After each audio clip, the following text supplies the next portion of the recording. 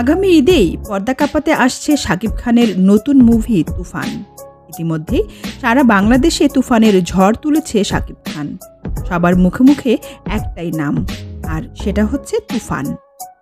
তুফানে ধামাকাদার অ্যাকশন ছাড়াও রয়েছে একটি আইটেম গান, আর সেই আইটেম গানের শুটিংয়ে ইতিমধ্যেই যোগ দিয়েছেন বলিউডের item girl Sunny Leone.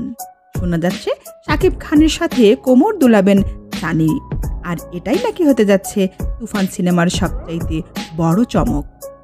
Sunny Leone বলতেই যেখানে বুড়ো থেকে জোয়ান সব শ্রেণীর মানুষ পাগল, সেখানে এবার বাংলা সিনেমার পর্দায় সানি লিওনকে দেখে দর্শক যে হল কাঁপাবে সেটা তো বলাই যায়।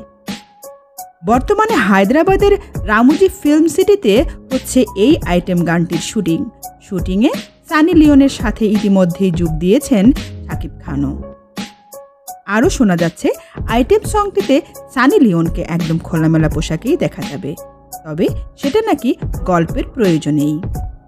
তবে বোঝা যাচ্ছে দুয়ে দুয়ে চার মিললেই বলিউড টাইপের একটা আইটেম সং পেতে যাচ্ছে বাংলা ইন্ডাস্ট্রি।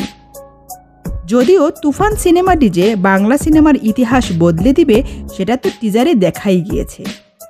বলতে গেলে বাংলা সিনেমার রূপ পাল্টে দিতে আসছে তুফান। আর শাকিব খানের কথা কি বলবো, সে তো সুপারস্টার। আর তুফান সিনেমার পর তার নামের আগে লেখা হবে মেগাস্টার, এটা তো সময়ের দাবি। এদিকে টিজার মুক্তি পাওয়ার পর থেকেই আলোচনা যেন থামছে না শাকিব খানকে নিয়ে। মানুষ বলছে এই একমাত্র রায়হান রাফি শাকিব খানকে ঠিকঠাক ব্যবহার করতে পেরেছে। অন্যদিকে টিজার মুক্তির পরপরই একদিনের মধ্যে 1 কোটি ভিউয়ের রেকর্ড অর্জন করেছে তুফান। সব মিলিয়ে ফেসবুক, ইউটিউব সহ সকল সোশ্যাল মিডিয়ায় আলোচনার একটি নাম তুফান আর শাকিব খান।